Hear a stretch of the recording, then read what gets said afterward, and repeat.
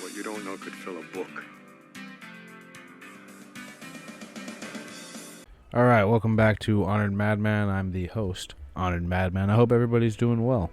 Now, today we're going to talk about some Elder Scrolls topic. Now, this one in particular, if you are familiar with it, don't spoil it for anybody. And of course, bear with me because you're not going to be shocked by this video at all. You'll already know everything I'm about to talk about. But we are going to talk about the origins and the birth and life of Reman Cyrodiil, a mysterious, if not extremely legendary, Cyrodiilic hero of legends. You know, an imperial cultural hero. And this guy, man, he's got quite the backstory. It was written by everybody's favorite own lore schizo, Michael Kirkbride, and he did not disappoint this time, as far as I'm concerned.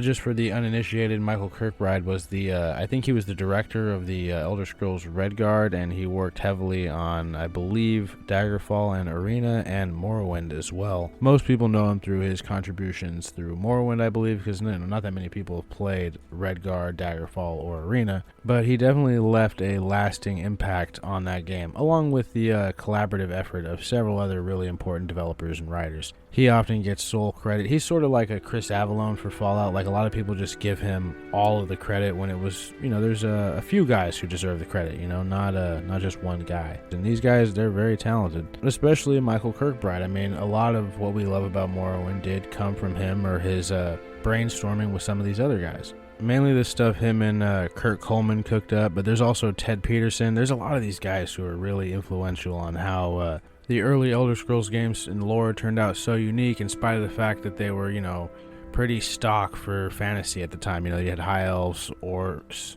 So we're going to go over the life and times of Reman Cyrodiil, but before we can get to his birth, which was just so hilarious, we got to get to the context of it all and why his birth was such an important event and, you know, the significance of it all. So forgive me, but we're going to have a brief imperial history lesson. So Cyrodiil, as we know it, was founded after the slave rebellion of Queen Alessia. And Alessia was, for all intents and purposes, an anime protagonist-style character. I mean, think about it. She led a slave rebellion against her evil elven overlords. She had very powerful allies in the form of a killbot named Pelennor Whitestrake and a literal demigod named Morahouse, the son of Kine. He happened to be a winged bull man, and I believe he was Alessia's first husband. So she went to war against her former slave masters, the Ayleids, which was interesting because it was said that she had Akatosh on her side. Now, this could be because the Ayleids had sort of devolved into worshipping Daedra or for whatever reason, but many elves believed that Akatosh, or Anul as they called him, favored them over humans. And because of that, the character of Alessia, the historical figure, is viewed as controversial in places like the Somerset Isles. Anyway, she was known as Perif back then, but the Ayleids called her the Cattle Queen. Even as Pelennor killed scores of them, they still kept calling her that. I mean, at a certain point it had to be a cope considering how badly they were losing, regardless of whether or not it was a pretty witty moniker to assign her. Anyway, Alessia eventually succeeded and liberated the human slaves of the Ayleids and founded the first Cyrodiilic empire that would last several centuries even after her death. So when Alessia finally died, her soul was placed into an ornate red Ayleid soul gem that would signify the divine covenant between Alessia and the divines, namely Akatosh. Now, this gem, of course, would be the famous jewel in what would come to be known as the Amulet of Kings, or the Kim El Adabal in the Old Tongue. It would be worn by Alessia's heirs like the Minotaur Emperor Belharza, and much later down the line it was worn by the rulers of successor empires to Alessia's, all the way up until the Septim Dynasty's final emperor, Martin, where the Kim El Adabal was finally shattered. And when each emperor died, their souls were interred into the amulet alongside those of the previous rulers, even Alessia herself, forming a sort of oversoul, which is a whole thing that we really don't need to get into here, but it sort of advised emperors, and it could be consulted on for history. Anyway, Alessia's empire lasted for several centuries until a caped monkey man took over it with the help of his violent fundamentalist cult that would set it on an inevitable course to decline and crumble into little more than warring barons fighting over the land and controlling their little tiny fiefdoms. I'll talk more about the Alessian order, but they were the violent cult in question. And obviously the order wasn't the only reason that the empire crumbled. It was just one of the major factors in it. They liked war a lot, and they spurred on a lot of wars that they couldn't finish. Some were even finished for them, like what happened in Valenwood with the summoning of a wild hunt. But all these wars, combined with the homemade Thracian plague from the slugmen, the Slode, really put a ravage on Cyrodiil during this second half of the First Era. And I'll be the first to admit, the book does a lot better of a job at describing what this period of time looked like. I mean, you had shit like drugged out moth priests sitting the throne and commanding, what was left of the empire from the capital of Cyrodiil. Then there were war barons over in Falkreath to the north. There's all kinds of shit going on. It wasn't a happy era for them. Anyway, it was during this time that the Amulet of Kings was lost, and it would not be seen again for quite some time. But here's where we could finally get to the purpose of this video. The origins of the legendary Reman Cyrodiil. So what's interesting is one of the first historical mentions of the name Raymon, which means light of man, was from none other than one of Alessia's companions, the cyborg demigod Pellinal Whitestrake, which he screamed while slaughtering scores of aliens, his favorite pastime. Now, some people have used this as evidence to suggest that perhaps Pellinal was a time traveler, and there is a bit of time travel shit going on with Pellinal's whole existence, but he could have also just been screaming light of man as he was slaughtering man's greatest enemy at the time, the elves. Anyway, most of the story of Raymond's early life and origins comes from two sources, and actually it's really just one source, the Remanada, and the excerpts that were removed from the Remanada called the Shawnee Edda, both of course written by the famous Michael Kirkbride. And look, some people have suggested that this story is just imperial propaganda, at least the Remanada, because they can't prove that Raymond descended from Alessia, but he was able to wear the Amulet of Kings, so there is that. And if anything, the Remanada is to a degree propaganda in that it is essentially the censored version of the Shawnee Edda, or it had these excerpts removed which became the Shawnee Edda. The Remanada and the Shawnee Edda combined is the whole story. Sorry for all those bizarre words being said several times in a row. Now, I think the story functions like an actual real-world myth, like when you look into Greek mythology or Roman mythology or even Norse mythology.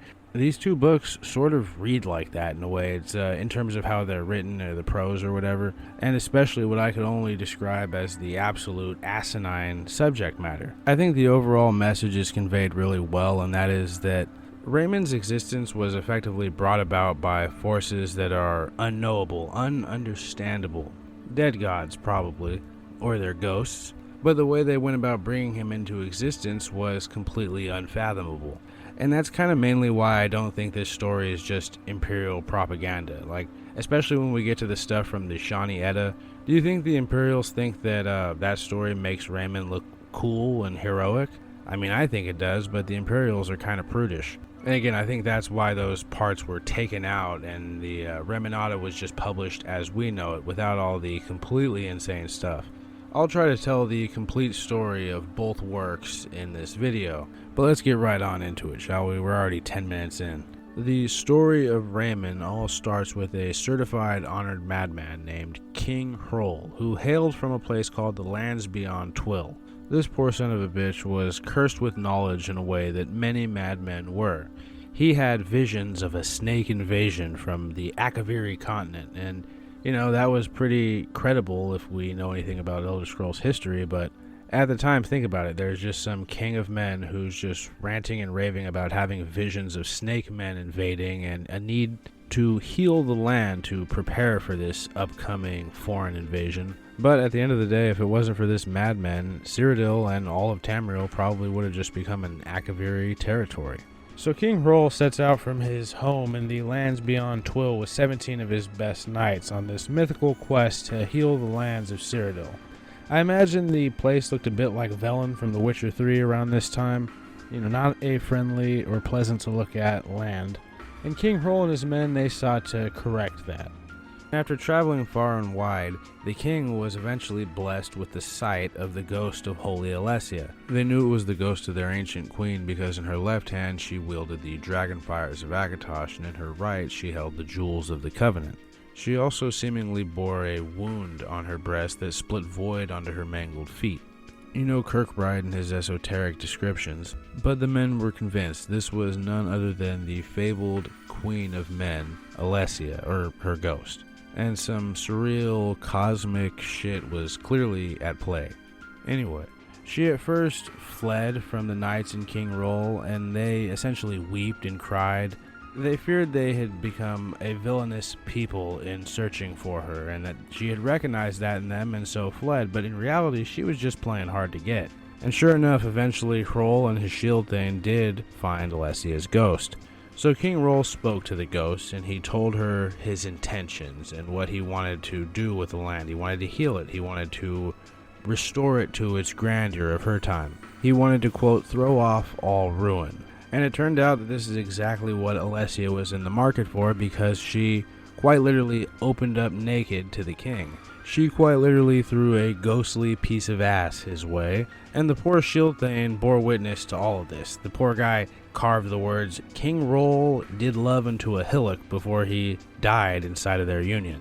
Now, what their union was essentially King Roll mounting up a bunch of dirt on the sacred hill of what would become Sacred Tor and banging it, after which he too died following the completion of his labors. When the other 15 knights found him dead with his dick quite literally in the dirt, they were, in a word, mortified. Some of them went mad and took a trip to the Isles, and of the 15 remaining knights, only 2 would return home to the lands beyond Twill, and those that did would say nothing of Hroll and acted ashamed for him. They probably never spoke of this quest for the rest of their days. But after 9 months, that mound of mud that the king had fucked the shit out of became a small mountain, and there were whispers among the shepherds and the bulls, i.e. the minotaurs, speculating on what the fuck was going on. A small community of the intrigued gathered around that growing hill during those days of its first churning, and they were the first to name it the Golden Hill, Sacred Tor, which we can see and actually visit in Oblivion. Anyway, among this crowd of what Stan Lee would refer to as true believers, it was the shepherdess Sedyenna who dared climb the hill when she heard his first cry, and at its peak she saw what the hill, the glowing mountain of Sacred Tor, had yielded. An infant that she named Raymon, which was Cyrodiilic for the light of man. So just to be clear, it was a young girl who was the only one out of this group of people that heard the crying coming from this hill and decided to climb up and see what it was. And to her surprise, there was inexplicably a baby there, but this was no ordinary child. Because in the baby's head was the Kim El Adabal, aka the Amulet of Kings, or at least its red jewel, burning brightly with the dragon fires of yore and the divine promise and covenant between Alessia and the Aedra Akatosh. And because everybody was in complete awe of what they had just bore witness to, no one dared obstruct Sedyenna as she climbed the steps of White Gold Tower at the center or the heart of the Imperial City to place the young baby Raymon on his throne, where he spoke as an adult in full man voice saying, "I am Cyrodiil, come," which is actually a bit of foreshadowing when you think about it, and sort of a self-description, because look what he was born from, the very lands of Cyrodiil itself, and as for the foreshadowing part, we'll get to that. Anyway, that's where the remanada ends, or at least the story of Raymon within it ends. The rest of it is about this inexplicable chevalier named Reynald, who is actually a Tiseki, fucking Akaviri guy. The whole Blade of the Pig thing, it's not really relevant to today's video. So we're going to move on to our next piece of information, the Shani Etta, which is the removed excerpts from the Remanada, I'm assuming the first part of it, that were deemed too heretical to make it into the finished versions of the game. So, of course, in true Michael Kirkbride fashion, they were published, I believe, on the Imperial Library and on USEP Wiki. You could find them various places, but they're very much written in the same way that the Remanada is written, and they do feel like they are just removed bits from it. So, whether they actually were originally or whether that's what they were written to appear to be is a whole other thing, but I actually do think it might be a bit like the real Berenzia, where they were removed because the church doesn't want all this wacky information being in the hands of the controlled, the populations, the ones who don't serve the church and the state, It is worth mentioning that the end of the remanada says that the rest of the pages were torn from the book, so yeah, this really is supposed to be the continuation of it. So here we go, the Shani Etta, the more insane missing pieces of the true story of Reman. So the story roughly picks up right where the first part of the remanada left off, and it begins describing Sedyena's sister, Shani Et, and that they were both black-haired vestals of the adabal-a, which I believe just means the Church of Adabal-a, or the primitive version of it. And that's interesting because Sedyena was not referred to as a member of the Church of Adabal-a in the previous version, the remanada. She was only described as a shepherdess. But here in the Shani Etta, at various points, Sedyena and her sister are both referred to as members of the Priory of Adabal-a. Probably just another hint that this story was perhaps written later and not actually a part of the original remanada as it's touted as, whether in-world or out-of-world. Perhaps a little bit of both, because the Shani Etta is not in-game at all. You can't find it. It is, in fact, an out-of-game source of lore. Anyway, though, let's press on. So the sisters were members of the Church of Adabal-a, and Sedyena was the eldest, so it was her who climbed the mountain, the hill, Sancrator, and held Raymon, born a man, aloft for the glory of Cyrodiil. Shaniet, the younger sister, for her part, stayed among the crowd at the foot of Sancrator. And at the sight of this blessing, and her sister being the one who held it, all of the members of the crowd, from the bull butchers to the drum beaters and the moth-faced pariahs and war runners, all of them stayed the appropriate 8 steps away from her jeweled anklets, which are described as being painted in the fashion of the Capulets, who are gone, which is just an interesting way of saying an ancient race of man who is now extinct, like one of the main old tribes, the Keptu, who also, like the Kathringi, are now believed to be completely extinct or just overall missing.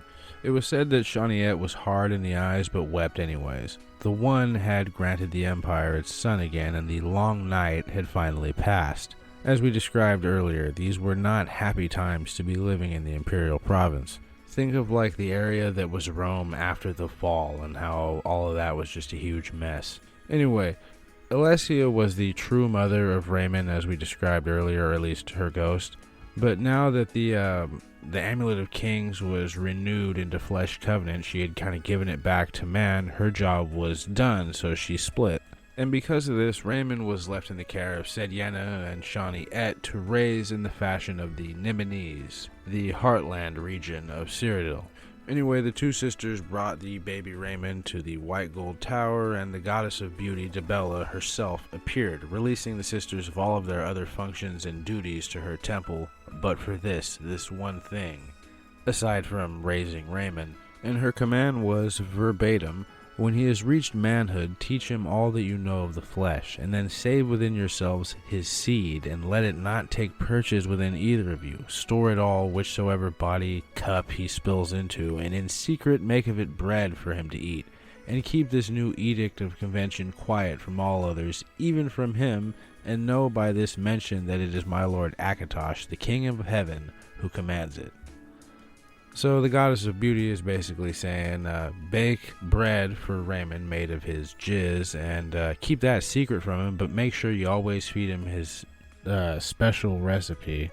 And I know it might seem weird, but just know in your hearts that it is my king of heaven, Akatosh himself, that commands it. And just to make sure that no message was lost in any form of translation, the dragon of heaven literally appeared encircling them, the king of time eating his lower length in symbol, speaking in a manner of aether, which is mostly dream. "This I do command, for Raymon was conceived of the imperial earth, and by his sacred measure he shall be as it should be. Of an immortal fire that binds heaven, of the mundane, light made man, and order fed over by the seed of first stasis, anon anew." See, I really do think Michael Kirkbride likes writing this type of esoteric nonsense. Basically, the god of all gods shows up and is like, "I'm serious, this is what I want you guys to do," and then gives an explanation as to why he wants them to do it. I imagine because it's just such a bizarre thing to demand of people to do to this kid that they just found. Yeah, he was divinely birthed, but man, what an odd ritual to do. Yeah, feed him his own seed, and just know that that's what you're supposed to be doing because reasons. Trust me, if you do this, I'll make you hot forever. Seriously, that was his offer. In order to ensure that these new wives of Raymon did their job, the time dragon essentially froze their beauty in an aspect of eternal youth, radiant until the ending of days. So they were going to basically be young and hot forever so that they can serve this divine heir. And that's where the main part, or at least the first part of the Shani Edda ends. It's clearly quite bizarre. Although remember what I said about the foreshadowing back when baby Raymond spoke as a full-grown man, "I am Cyrodiil come," I think this is what he meant. And it's also why I think that Michael Kirkbride may have written this whole Shani Edda story as a sort of riff on that line. I think the guy's just extrapolating on what could be perceived as a cum joke from the first book, and he let his bizarre mind run wild, and this is what we got. What appears to be a pretty functional, bizarre, surreal origin myth thingy. But that's just my theory. Let's move on. The next part picks up during Raymon's unification of Cyrodiil. He had to go around essentially conquering all the local warlords from one side, from the east, all the way over to Calovia and the West Weald. It was a whole thing. But as we've gone over so far in the video, Raymond wasn't an ordinary dude, and his two allies were now effectively Adric demigods, or at least empowered mortals of some kind, just, superhumans. He had two metahumans on his side, along with a crazy-ass divine origin myth. As we've seen, this is the type of stuff that could sway kingdoms to his cause without him having to even fight, as he would later do with the Akaviri. Of course, he might have gotten a little lucky with the Akaviri, because they were apparently looking for the Dragonborn, and when he spoke to them, they recognized him as their Dragonborn and swore allegiance to him.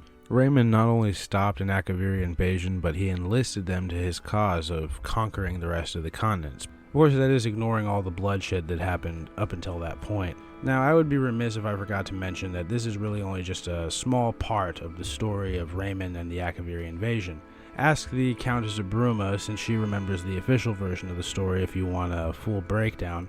But basically, a long time ago, the Akaviri were defeated in Morrowind and vowed to return. Eventually, they did, but their target was not Morrowind, it was Reman Cyrodiil.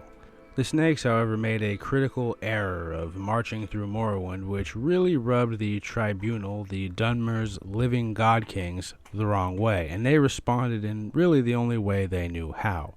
Vivek did some weird shit. He united the Trident Kings of the Drew to cut off the Akaviri's supply from the sea and their home continent, and then Vivek made an alliance with Raymon Cyrodiil to drive out the attackers, and in the following battles, the Snakes were defeated and swore allegiance to Raymond, and then went on to help him establish his empire. Pretty cool stuff if you ask me. I mean, it's definitely necessary information for this story. But the overall end result was the same. The Akaviri were defeated and then welcomed into the empire. He turned potential invaders into allies. This was exactly the type of stuff his legend was made of, and it only really strengthened the mythos surrounding him, this sort of godly, divine aura he had. For lack of a better term, it helped build the legend of Big Boss, and just like Big Boss from Metal Gear Solid, Raymond had two aspects of himself, which we'll come to learn about. Anyway, Raymond had unified most of these disparate different warlords and everything, and they had become his vassals. But at some point, one of the kings of Calovia, or the Lord of Calovia, had rebelled against him, betrayed him to some of his enemies or another, and Raymond had to respond in kind with his two sister wives in tow. That's basically what makes up the second part of the Shani Edda.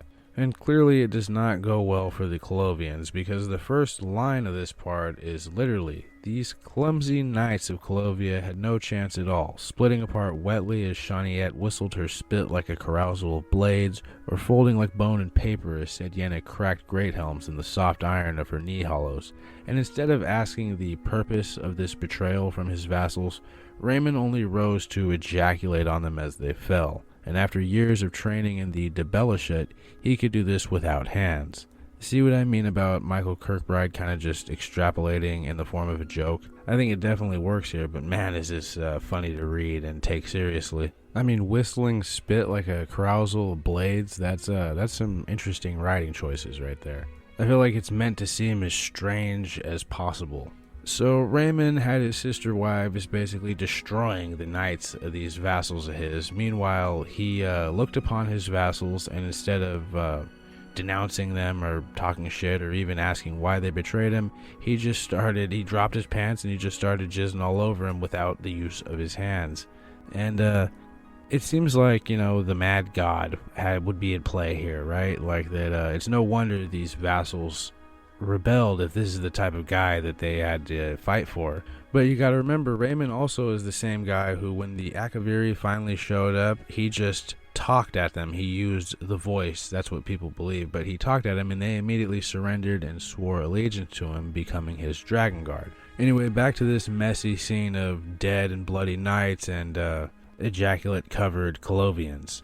The act of Raymond going to town with no hands gave the sisters pause, and they stopped mutilating these knights, actually leaving one alive, though crushed and laced in red, and quickly moved from defending him to collecting his climax, though he thought no more of it than their desire to have him always in whole.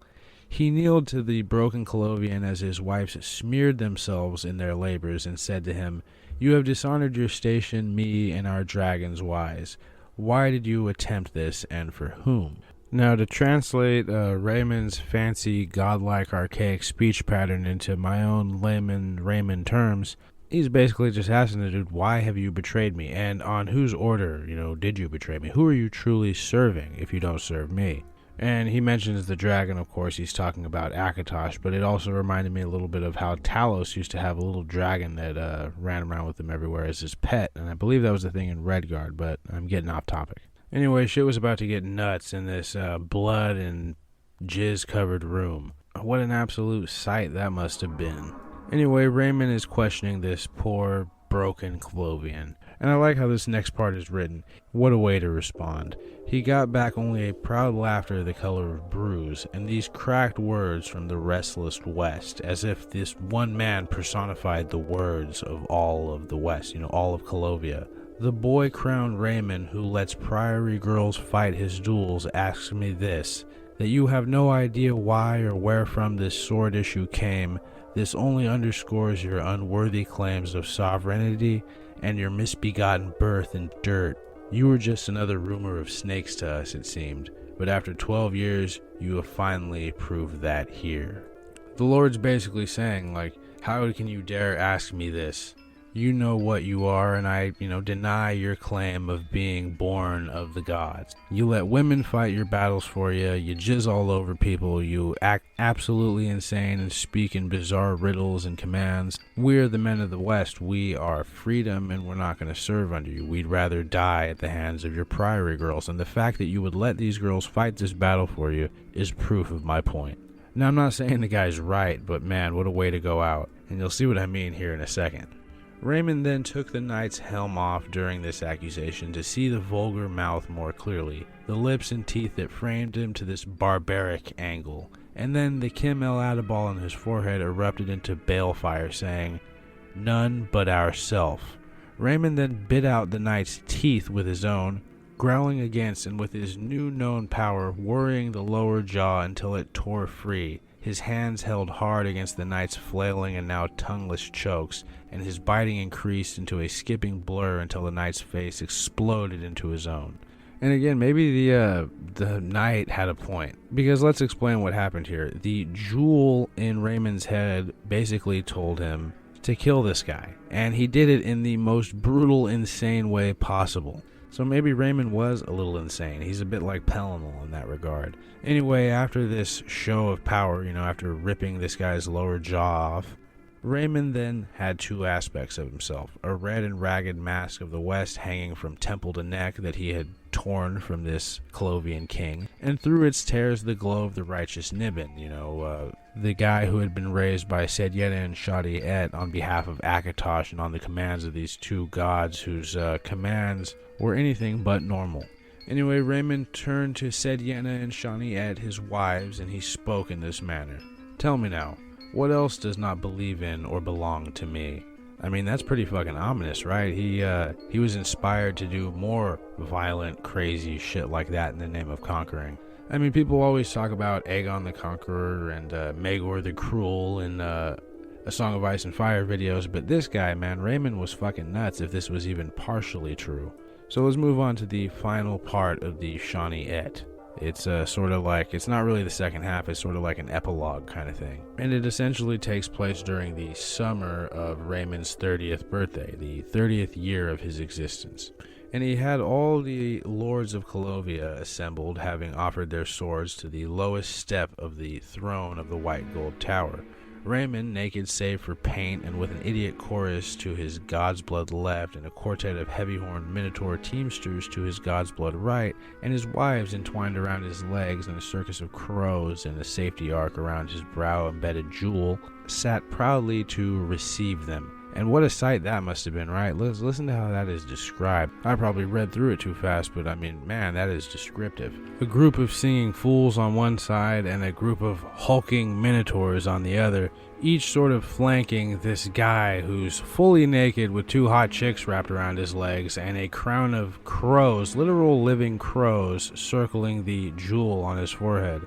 I mean, seriously, what an absolutely asinine sight. I mean, that could give something from the Song of Ice and Fire books a run for its money, that description, just based on how insane it is. Anyway, hilariously enough, and to make things even more off-putting, the castle was described as being unseemly hot in the chamber, with maidens and viziers, all these different people either asleep or even sometimes dead on its tiles or in cool corners. Those who weren't asleep or unconscious spent their time swatting at the various bugs that crowded them because of this unseemly humidity within the chamber. And since everybody was sweaty, this fanning, all it did was, kick up dust and get it to stick to people's skin. It really is described as a really uncomfortable, disgusting experience. But Raymond then stirred as he looked upon this really probably gross-smelling sight.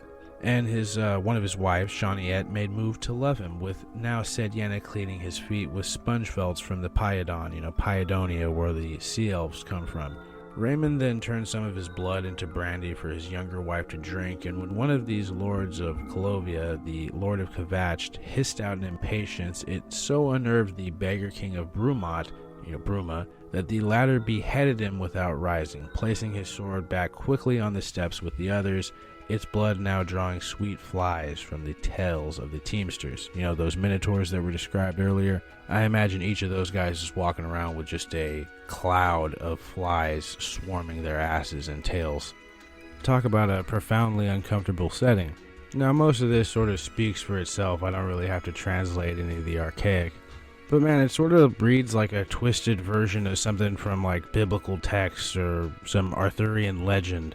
Like a really twisted version of The Last Supper mixed with the King Arthur's court. And maybe I'm just kind of throwing things together, but that's kind of that's what it kind of reminded me of.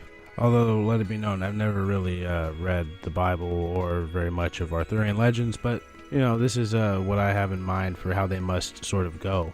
And that's effectively where it ends. That kind of just tells the whole story of Raymond from his birth up to his 30th birthday, and, well, not the whole story, obviously. It focuses on, 4 key parts. Now, one thing you may ask after hearing all this information is, well, is this the actual origin story of Raymond? Should we take this literally? And I think the answer to that would be, it's certainly tough to say, because stranger things have happened in this world of Elder Scrolls. And oftentimes the writers and historians of this world can get a bit creative and colorful with how they do depict these sort of divine origins. I mean, look at the creation of Malakath on behalf of the most popular story of Malakath's creation origin would be that Boethia ate an Aldemari god named Trinimac and shit him out, and the shitted out version is what Malakath was. He became something different. The patron saint of the spurned, the god of the orcs, goblins, and ogres. And then there's anything having to do with Vivek. He bit off Molak Baal's dick and made a spear out of it called Muatra or something or other. What I'm saying is this origin, this story for Reman Cyrodiil isn't anything too out of the ordinary for the world that it's set in. And I think we can take it at least somewhat literally, not completely, obviously. I'm not saying it's all a true story, but for propaganda, like many people claim it is, it sure paints Raymond in a sort of weird, polarizing light. Plus, details of it certainly line up with other sort of strange rumors about Raymon Cyrodiil. For example, it said that he was good buddies with the Daedra Lord Sanguine, who was sort of like this demon king of partying. Legend has it that the Daedra Lord even came to reside in the White Gold Palace for a time during Raymon's reign, and the two of them brewed wines, they threw insane hedonistic festivals, all sorts of shit. Although many believe that it was done in an effort to halt the imperial progress during its campaign into Morrowind. Although Sanguine acting on behalf of the Dark Elves can be seen as a bit weird, he is viewed as an ally of Mephala, one of their patron deities, and the Daedra Lord and Web Spinner. Sanguine once made Mephala a bunch of cool enchanted items that are the subject of a quest in Morrowind, so perhaps there is some allyship there, and that story does have some credence, but I do feel like it was worth mentioning that Raymon and Sanguine were supposedly buddies. But I believe that was everything I wanted to get to, because I just wanted to cover the Shawnee Edda and the remanada. I didn't really want to focus too much on Raymon or his heirs. His heir, Raymond III, has a nice story you could read about in the last year of the First Era, which is pretty good. I believe it's not the actual account of what happened, but it's a fun story, and it takes place back in ancient times. It's just fun to read. You know, it's definitely a good read if you can find all 12 entries of the book. But yeah, I believe that was everything I wanted to cover, at least with this topic. I mean, it was already longer than I planned. I thought this would be like 16 minutes, but you know me, I'm nothing if not long-winded. But as always, I hope you guys enjoyed the video. If you liked it, please like it. If you disliked it, please dislike it. And if you like listening to me ramble on about these various, sometimes bizarre lore topics, then please consider subscribing. We're about to hit 40K, which I'm really trying to shoot for by the end of the year. But if I don't hit it, I'm not going to lose any sleep over it. That being said, please subscribe. And I guess if you feel like supporting the channel even more than that, I have a Patreon that I will link in the description. I always feel weird saying that. But yeah, let's get to our outro and then final thoughts, shall we?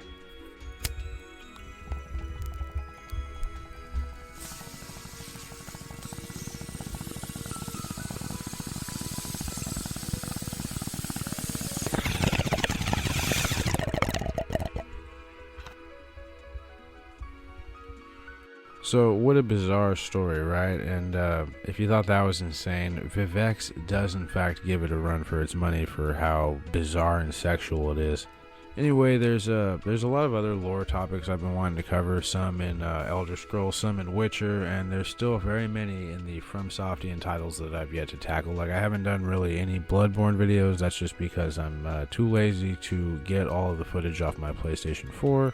Which is actually oversimplifying it. I think a bunch of it is like gone. I think I lost huge chunks of it, so I have to play through the game, which is a treat, which I do need to do, but I have to dig up my PlayStation 4. So again, I'm just sort of being lazy is what it boils down to. I'm also sort of holding out for some sort of remaster to make it simpler, which does make me sound bad, right? It makes me sound like a consumer. But who doesn't want a slightly updated version of that game, right? And there's also some Sekiro topics I need to cover. There's various things in the FromSoftian verse that I still need to cover and will cover. But again, I've been trying to broaden these horizons by doing a lot of random stuff lately to just sort of cast a wider net, you know, throw out a lot of the other stuff I'm interested in making videos about and see how it hits. And some things do hit better than others, and then some things hit super randomly years after you make it. So, you know, you never really can predict how this YouTube thing is going to go. I just know I am still having fun, so you guys can expect videos in the coming future. There's still a lot of stuff I have planned, and again, I am trying to get back to that old schedule of at least having a couple videos a week.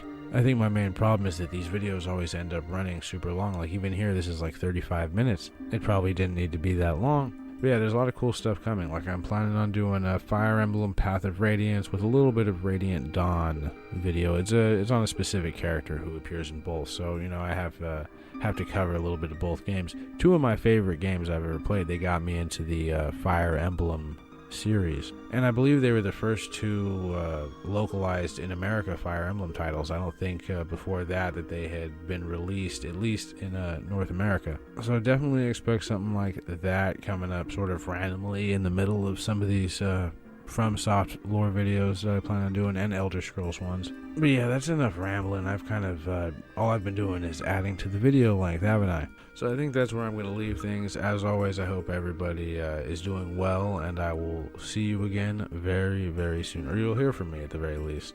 But yeah, have a good one, and see ya.